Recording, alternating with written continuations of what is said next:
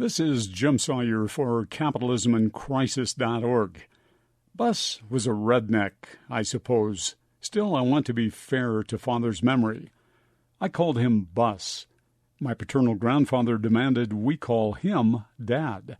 So Bus was sort of a leftover name, one he accepted to keep peace across the generations.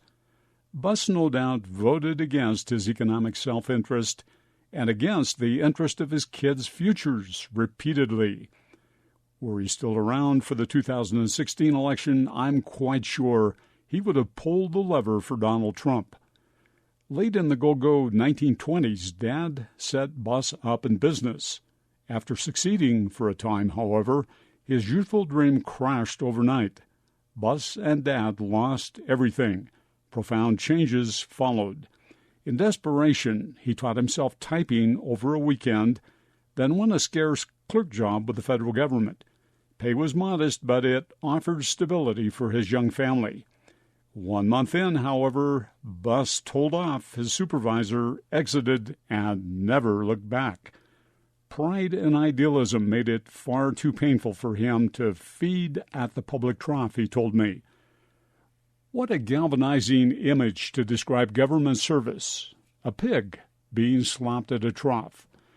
I'm guessing his swaggering self-image was intertwined with various Ayn Rand characters from titles adorning our family's small bookshelf. Her self-help message to budding capitalists was this: at whatever cost, be a maker, not a taker.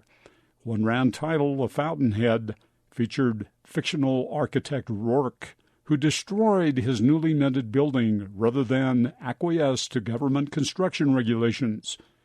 In his heart of hearts, Bus could have been Rourke. Eventually, he was reduced to selling cheap imported merchandise to farmers from the trunk of his car. Later came the war, and still later prosperity, and finally a solid union job as railroad brakeman.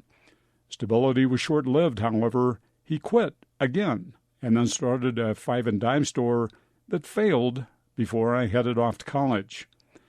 Perhaps his epithet should be this: Bus Sawyer earnestly pursued the great American dream, to become a self-made man, as he called it. He never made good on that dream, of course. Economically, he cratered.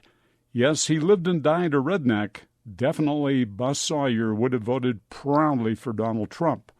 From Boulder, Colorado, this is Jim Sawyer for Capitalism and Crisis.org.